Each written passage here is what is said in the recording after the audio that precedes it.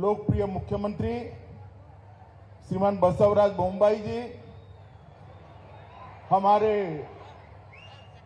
मित्र और केंद्रीय मंत्री श्रीमान प्रहलाद जोशी जी, डॉक्टर अश्वत्थ नारायण जी,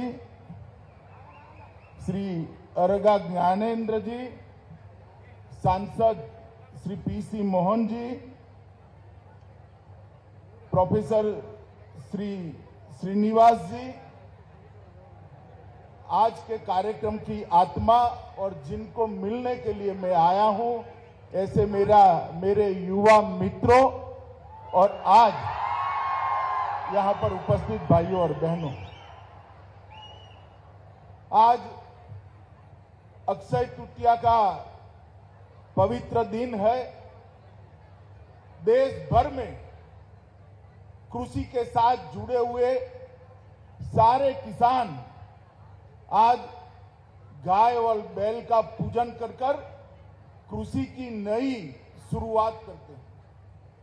और हम सब के लिए यह दिन इसलिए भी महत्वपूर्ण है कि बसवन्ना की जयंती का दिन। बसवन्ना ने सैकड़ों साल पहले समाज के अंदर सर्वस्पर्शीय सर्वसमावेशक लोकतंत्र कैसा हो सकता है, इसका उदाहरण इसी महान कर्नाटक की भूमि पर अनुभव मंडपम के द्वारा किया था। उन्होंने अपने वचनों के द्वारा समाज के हर वर्ग की समस्याओं को समाधान के बहुत सुंदर और सरल रास्ते दिखाए। मैं आज युवा मित्र जो यहां है, वो सभी को कहना चाहता हूं कि पढ़ाई लिखाई जो आप क्षेत्र में करना चाहते हो उससे करिएगा, मगर बसवन्ना के वचनों को जरूर पढ़िएगा। जीवन में कभी कोई दिक्कत आपके सामने नहीं आएगी। आज के समय की सभी समस्याओं का समाधान ढूंढने के लिए चिंतन करते हैं, तो ये सभी समस्याओं का समाधान बसवन्ना के वचनों के अंदर ही दिखाई पड़ता है। आज उनकी जयंती है। मैं अभी उनको पुष्पांजलि देकर भी आया हूं। मैं फिर से एक बार बसवन्ना के वचनों से न केवल कर्नाटक, पूरा देश और दुनिया शांति, सद्भाव, समावेशी लोकतंत्र के रास्ते पर आगे बढ़े, ऐसी शुभकामनाएं देना चाहता हूं। मित्रों, आज मेरे लिए बड़े गौरव का विषय है, क्योंकि मेरे सामने कर्नाटक और भारत का भविष्य बैठा हुआ है। और ये वाक्य मैं बोलने के लिए नहीं बोलता, मैं मन से मानता हूं कि किसी भी देश का भविष्य उस देश के युवाओं के अंदर और इस देश के युवाओं के चरित्र के अंदर निर्मित होता है। और मित्रों, आज इस समृद्ध विरासत वाले कॉलेज में मैं खड़ा हूं। यह पहले एक सरकारी विज्ञान कॉलेज था। महाराजा मैसूर कृष्ण राजा ने 1921 में इसको स्थापना किया। 100 साल हो गए। 100 साल तक निरंतर यहां विद्या की उपासना होती रही। कई बच्चे यहां से निकलकर अपने अपने क्षेत्र के अंदर कर्नाटक और देश के लिए बहुत बड़ा योगदान दिए हैं। इस कॉलेज ने कई सारे मील के पत्थर यहां स्थापित किए हैं और अब 2020 से कॉलेज को नृपतुंगा यूनिवर्सिटी के नाम से जाना जाता है। आज इसका लोगो का भी लोकार्पण हुआ है और आज इसका फॉर्मल इनॉग्रेशन भी हुआ है। मुझे बहुत आनंद है कि कर्नाटक सरकार ने राष्ट्रकूटों के प्रसिद्ध राजा अमोघ वर्षा नृपतुंगा के नाम से इस विश्वविद्यालय का नाम रखा है। हमारे देश के प्रधानमंत्री नरेंद्र मोदी जी ने आजादी के इस अमृत महोत्सव को बहुत महत्व के साथ मनाने का निर्णय किया है।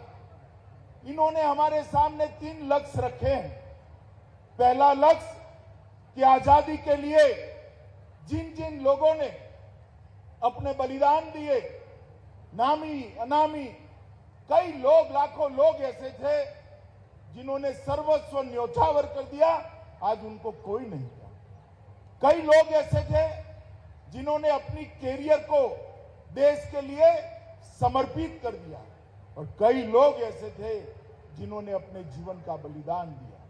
पहला उद्देश्य आजादी के अमृत महोत्सव का है कि आज की युवा पीढ़ी आजादी के उन जन नायकों को जाने, पहचाने और उनमें से देशभक्ति के संस्कार ग्रहण कर देश को आगे बढ़ाने के लिए करे। मित्रों, मोदी जी ने एक बहुत महत्वपूर्ण बात कही। जो लोग आजादी के बाद जन्मे हैं, जो लोग सेना में नहीं गए हैं, सेना की सर्विस ज्वाइन नहीं किए हैं, उनको देश के लिए मरने का मौका नहीं मिल सकता। हम सब जानते हैं, परंतु उन्होंने एक दूसरी महत्व की बात की है कि निश्चित है कि हम लोगों को देश के लिए मरने का मौका नहीं मिलता, मगर हम सब के लिए देश के लिए जीने का मौका ईश्वर ने जरूर दिया है और हम सब ने देश के लिए जीना है। और आजादी का अमृत महोत्सव ये 75वां साल एक संकल्प लेने का साल है।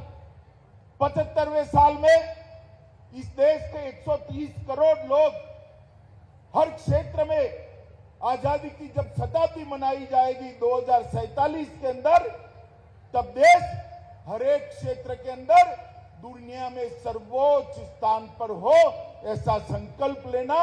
और वो संकल्प के लिए 25 साल आज से लेकर 2047 तक 25 साल जो अमृत काल है, इसके लिए हम सब ने देश के विकास के लिए योगदान करना और 2047 में भारत को विश्व गुरु के रूप में देखने का हमारे आजादी के नायकों के स्वप्न को सिद्ध करना है। और ये संकल्प हम सब ने लेना है। मित्रों, मैं आज सभी युवाओं को कहने आया, आप लोगों को लगेगा कि संकल्प लेने से क्या होता है।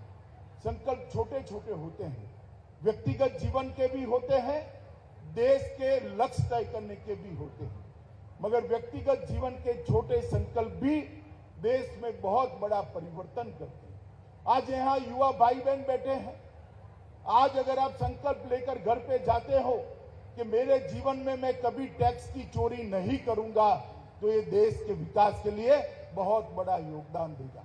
अगर कोई तय करता है कि मेरे जीवन में मैं कभी भी ट्रैफिक के नियमों का उल्लंघन नहीं करूंगा, तो देश के लिए बहुत बड़ा संकल्प होता है। अगर 130 करोड़ लोग एक एक संकल्प ऐसा लेते हैं, तो 130 करोड़ का संपुट देश को 130 करोड़ कदम आगे ले जाता है और देश को दुनिया में सर्वोच्च बनाने के लिए आगे ले जाता है।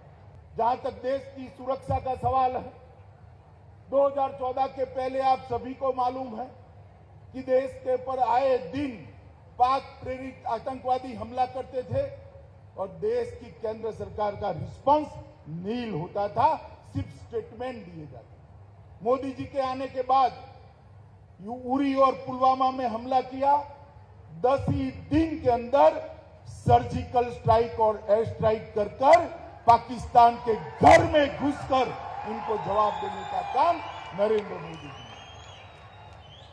कई लोग कहते हैं इससे क्या फर्क पड़ा, इससे बहुत बड़ा फर्क पड़ा है।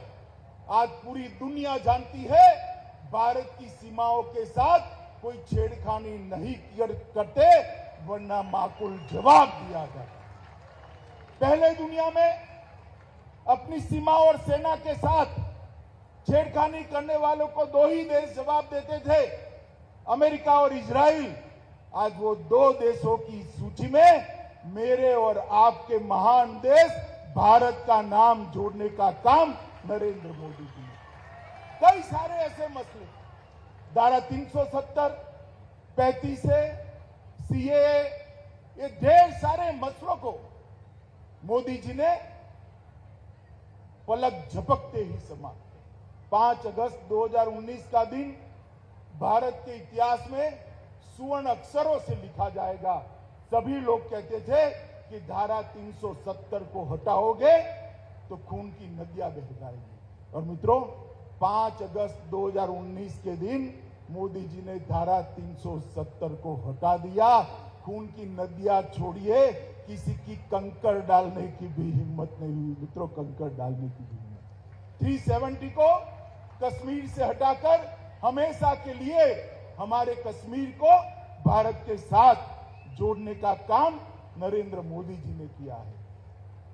मित्रों, यहां पर एक फॉरेंसिक साइंस लैब का भी बेल्लारी का उद्घाटन किया गया है। क्षेत्रीय फॉरेंसिक साइंस लेबोरेटरी के कंसेप्ट को कर्नाटक ने बहुत अच्छे तरीके से क्रियान्वयन किया है। मैं कर्नाटक के मुख्यमंत्री और गृह मंत्री जी दोनों को बहुत बहुत बधाई देना चाहता हूं, क्योंकि साइंटिफिक इन्वेस्टिगेशन के बगैर 2 सिद्धि कन्विक्शन का रेशियो बढ़ नहीं सकता। जब तक साइंटिफिक इन्वेस्टिगेशन न हो, केस में प्रोसिक्यूशन एजेंसी के पास साइंटिफिक एविडेंस न हो, कभी 2 सिद्धि नहीं हो सकती। आज बीट का एक नया कंसेप्ट भी, ई बीट का कंसेप्ट यहां पर लॉन्च किया गया है।